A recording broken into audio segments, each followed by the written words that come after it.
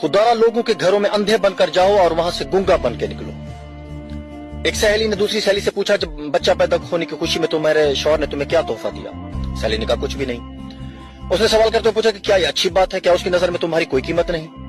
लफ्जों के जहरीला बम गिराकर वो सहेली दूसरी सहेली को अपनी फिक्र में छोड़कर चलती बनी। थोड़ी देर बाद उसका शौहर घर आया और उसकी बीवी का मुंह लटका हुआ पाया।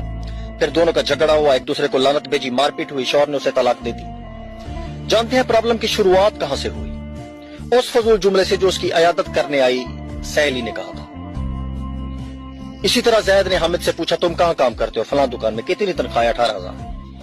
18,000 पे बस तुम्हारी जिंदगी कैसे कटती है इतने पैसों में? हामिद गहरी सांस कहते हुए, बस यार क्या बताऊं। मीटिंग खत्म हुई। कुछ दिनों के बाद हामिद अपने काम से बेजार हो गया और तनख्वाह बढ़ाने की डिमांड कर दी, जिसे मालिक ने रद्द कर दिया। नौजवान ने जॉब छोड़ दी और बेरोजगार हो गया। पहले उसके पास काम था, अब काम नहीं रहा। एक साहब ने एक शख्स से कहा जो अपने बेटे से अलग रहता था, तुम्हारा बेटा तुमसे मिलने नहीं आता?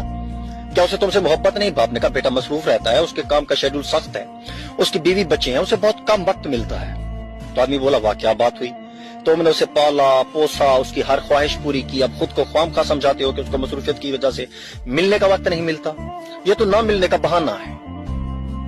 इस गुफ्तगू के बाद बाप के दिल में बेटे के लिए खलिश सी पैदा हो गई। बेटा जब भी मिलने आता वो यही सोचता कि उसके पास सबके लिए वक्त है सवाए मेरे।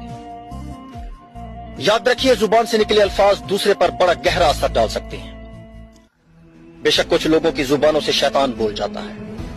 हमारी रोजमर्रा जिंदगी में कुछ सवालात हमें बहुत मासूम लगते हैं। तुमने ये क्यों खरीदा? तुम्हारे पास ये क्यों नहीं? तुम उस शख्स का पूरी जिंदगी कैसे गुजार सकते हो? तुम उसे कैसे मान सकते हो? इस तरह के बेशतर सवालात नादानी में या बिला मकसद हम पूछ बैठते हैं, जबकि ये भूल जाते हैं कि हमारी ये सवालात सुनने वाले के दिल में नफरत या मोहब्बत का कौन सा बीज बो रहे हैं।